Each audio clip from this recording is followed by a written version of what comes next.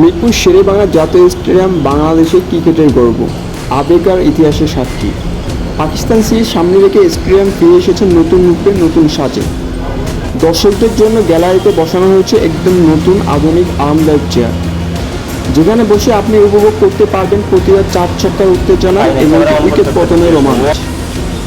আগের পুরানো আসনগুলো বদলে এখন পুরো গ্যালারিতে জুড়ে ঝকঝকে রঙিন আর মানসম্মত চেয়ার।